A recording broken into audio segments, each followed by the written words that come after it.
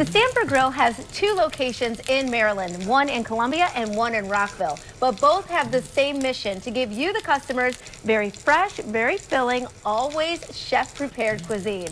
And joining me now is the executive chef, Anthony Peak. Thank you so much for joining us. Thank you for having us. So tell me, how long have you been with Stanford Grill? I've been with them for 7 years since the inception of the concept. So 7 years, what continues to keep you inspired about the menu that you're creating? Really the guest, honestly. We're more in the business of creating food and creating memories. That's what we do for a living. Taking care of our guests, giving them what they want instead of telling them what they want. So when you have these menu items, are there favorites that you have that you've come up with over the years? Several. This is one of mine today. I really love the braised lamb shank. It's going on the menu shortly, so all right, we're featuring it all week.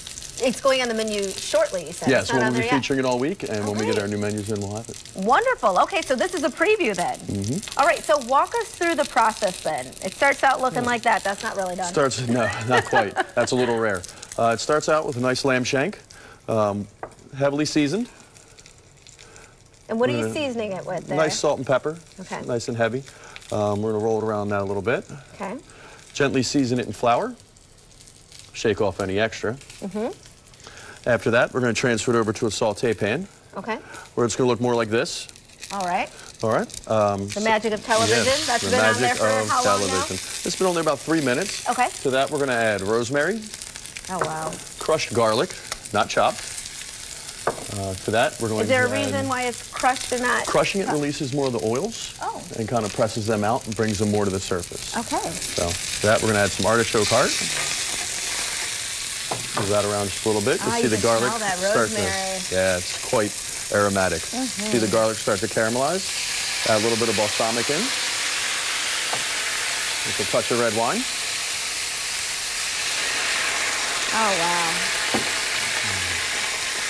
Smells delicious. It smells great. And describe to me the feeling that you have when you're making these dinners or these entrees and just knowing that people are going to bite into it and just experience what they're going to experience. Just pride and looking forward to seeing their faces, honestly. Yeah. For that, we'll add some chicken stock. And we'll transfer it to a braising pan. Something like this. All right. All right, and we'll set that in there.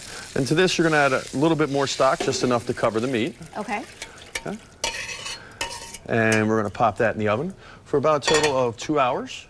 Until it's nice and fork tender. Kind of gets a little sticky on the outside. Wow, okay. And 2 hours is going to go by very, very quickly here. 2 seconds for us. Yep. And here we go.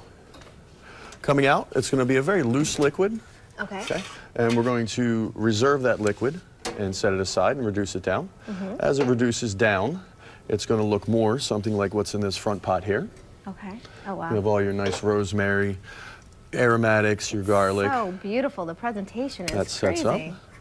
And also the ambiance at the actual restaurant. Talk about that too. I know it's great for dates, but business meetings and also families. How do you accomplish all of those things in one restaurant?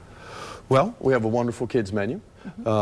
As well, I hear a lot of people say that all business in Columbia is conducted at the Stanford Grill, which is very flattering. Just a diverse menu of wonderful home felt items done right. It really, really is. That is gorgeous. So this will be on the menu coming up in the next couple of weeks, and they can ask for it now if they really want to. Absolutely. We'll be featuring it until then. Executive Chef Anthony Peak, thank you so much for joining us. Thank you for having us. And we'll be right back with more Midday Maryland.